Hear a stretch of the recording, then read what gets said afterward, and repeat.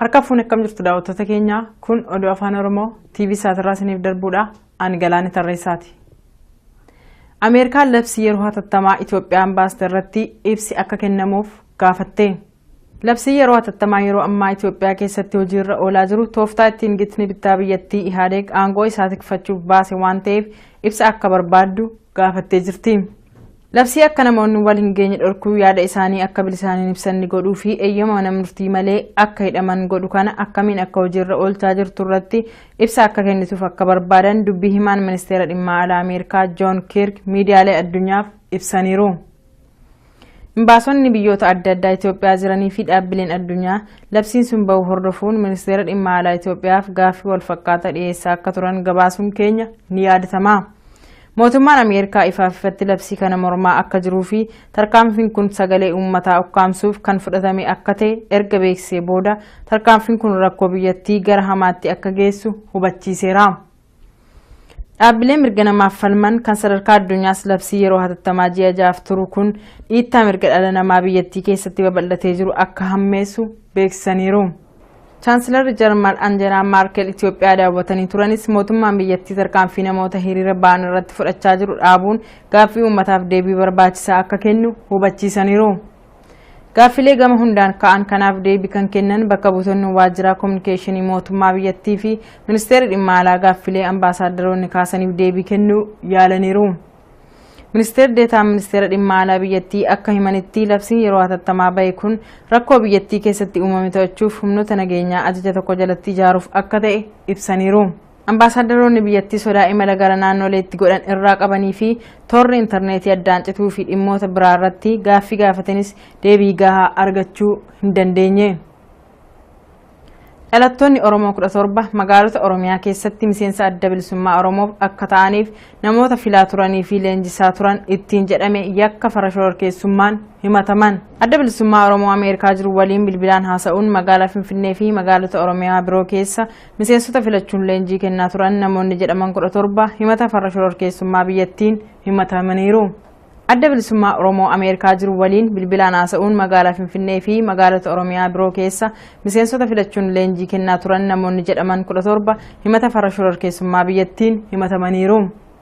Jiraattonni bakki jireenya isaanii Bishooftuu, Finfinnee, Sabbataa fi Jijjigaa ta'e kunneen hojii kana irratti hirmaataniiru jechuun miidiyaaleen ololaa biyyattii gabaasaniiru. Haa ta'u malee namoota meeqa akka filatanii fi meeqa akka leenjisan irratti abbaan alangaa ibsa kennuu hin dandeenye. Nama dhuunfaa tokko waliinis bilbilaan wal quunnamuun birrii 100 fi 57 akka fudhatan dubbifameera.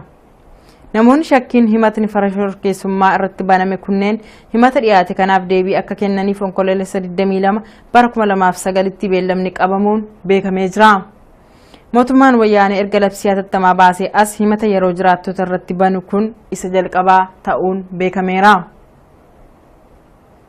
Haleellaa boombii harkaa magaalaa Baahir Daaritti raawwateen loltoonni agaazii 2 ajjeefaman. Magaalaa Baahir Daaritti loltoota agaazii to'annoof deemaa turan irratti haleellaa boombii harkaa wixata galgala raawwateen miseensonni agaazii 2 ajjeefamuu namoonni ijaan argan isaatiif ibsan.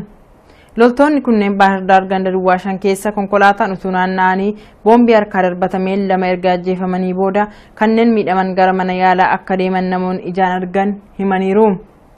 Torbee darbe kana magaalaan Baahir Daar laguu hojii dhaabuu irra akka jirtuu fi hidhattoonni kunneen manneen daldalaa cufaman humnaan banuuf akka yaalaa turanis beekameera.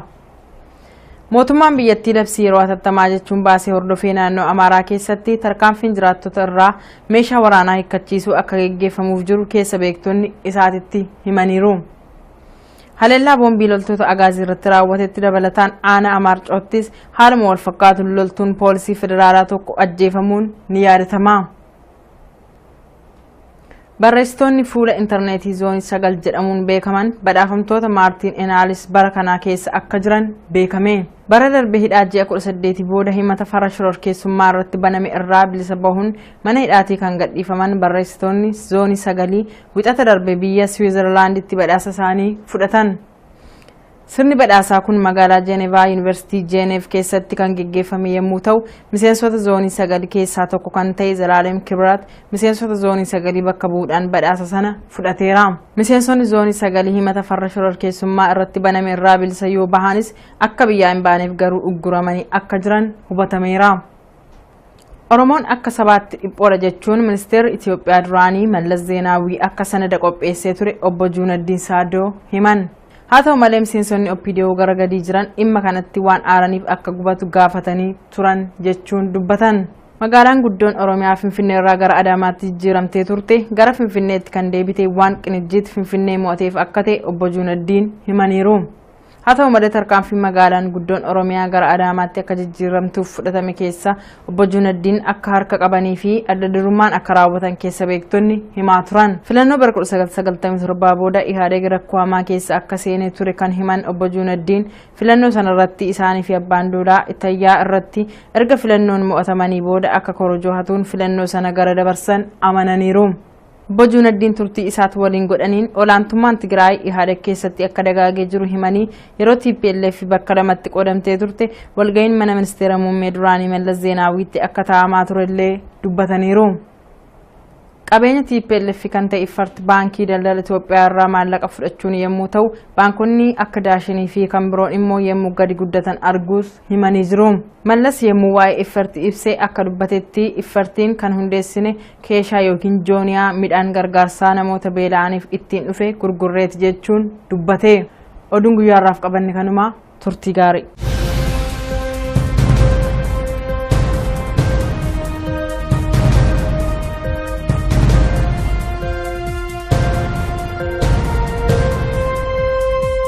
Badhaasaa kun magaalaa Jeenevaa Yuunivarsiitii Jeenev keessatti kan geggeeffame yommuu ta'u, miseensota zoonii 9 keessaa tokko kan ta'e Zalaalem Kibirat miseensota zoonii 9 bakka bu'uudhaan badhaasa sana fudhateera. Miseensonni zoonii 9 himata farra shororkeessummaa irratti baname irraa bilisa yoo bahanis akka biyyaa hin baaneef garuu ugguramanii akka jiran hubatameera. Oromoon akka sabaatti dhiphoodha jechuun ministeerri Itoophiyaa duraanii Mallas Zeenaawii akka sanada qopheessee ture obbo Juunaddiin Saadoo himan. Haa ta'u malee miseensonni OPDO gara gadii jiran dhimma kanatti waan aaraniif akka gubatu gaafatanii turan jechuun dubbatan. Magaalaan guddoon Oromiyaa Finfinnee irraa gara Adaamaatti jijjiiramtee turte gara Finfinneetti kan deebite waan qinijjiitti Finfinnee mo'ateef akka ta'e obbo Juunaddiin himaniiru. Haa ta'u malee tarkaanfii magaalaan guddoon Oromiyaa gara Adaamaatti akka jijjiiramtuuf fudhatame keessa obbo Juunaddiin akka harka qabanii fi adda durummaan akka raawwatan keessa beektonni himaa turan. Filannoo bara 1997 booda Ihaadeg rakkoo hamaa keessa akka seenee ture kan himan obbo Juunaddiin filannoo sana irratti isaanii fi abbaan duulaa Itayyaa irratti erga filannoon mo'atamanii booda akka korojoo hatuun filannoo sana gara dabarsan amananiiru. Obbo Juunaddiin turtii isaat waliin godhaniin olaantummaan Tigraay Ihaadeg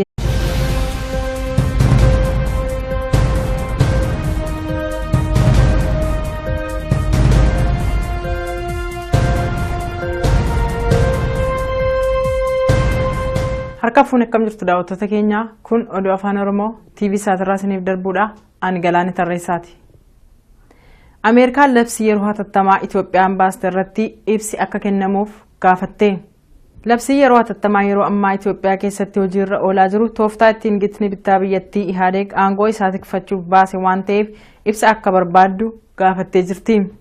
Labsii akka namoonni wal hin geenye dhorkuu yaada isaanii akka bilisaaniin ibsan godhuu fi eeyyama mana murtii malee akka hidhaman godhu kana akkamiin akka hojiirra oolchaa jirtu irratti ibsa akka kennituuf akka barbaadan dubbii himaan ministeera dhimma alaa Ameerikaa Joon Kirk miidiyaalee addunyaaf ibsaniiru. Imbaasonni biyyoota adda addaa Itoophiyaa jiranii fi dhaabbileen addunyaa labsiin sun bahu hordofuun ministeera dhimma alaa Itoophiyaaf gaaffii wal fakkaataa dhiyeessaa akka turan gabaasuun keenya ni yaadatama. Mootummaan Ameerikaa ifatti labsii kana mormaa akka jiruu fi tarkaanfiin kun sagalee uummataa ukkaamsuuf kan fudhatame akka ta'e erga beeksisee booda tarkaanfiin of deemaa turan irratti haleellaa boombii harkaa wixata galgala raawwateen miseensonni agaazii 2 ajjeefamuu namoonni ijaan argan isaatiif ibsan. Loltoonni kunneen Baahir Daar ganda Duwwaa 5 keessa konkolaataan utuu naanna'anii boombii harkaa darbatameen 2 erga ajjeefamanii booda kanneen miidhaman gara mana yaalaa akka deeman namoonni ijaan argan himaniiru. Torbee darbe kana magaalaan Baahir Daar laguu hojii dhaabuu irra akka jirtuu fi hidhattoonni kunneen manneen daldalaa cufaman humnaan banuuf akka yaalaa turanis beekameera. Mootummaan biyyattii labsii yeroo hatattamaa jechuun baasee hordofee naannoo Amaaraa keessatti tarkaanfiin jiraattota irraa meeshaa waraanaa hiikkachiisuu akka gaggeeffamuuf jiru keessa beektonni isaatitti himaniiru. Haleellaa boombii loltoota Agaazii irratti raawwatetti dabalataan aanaa Amaarcoottis haaluma wal fakkaatuun loltuun poolisii federaalaa tokko ajjeefamuun ni yaadatama.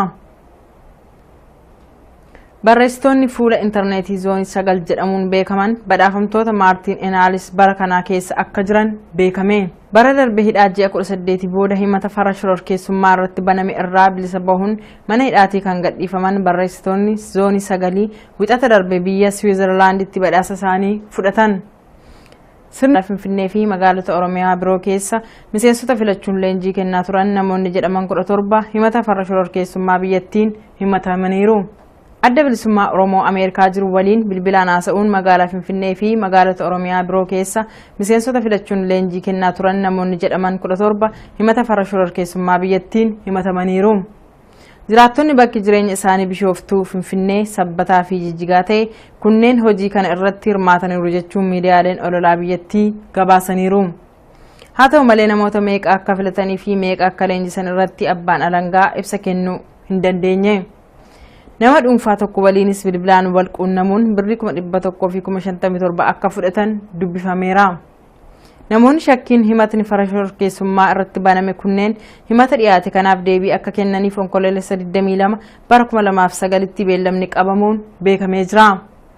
Mootummaan wayyaanee erga labsii hatattamaa baasee as himata yeroo jiraattota irratti banu kun isa jalqabaa ta'uun beekameera.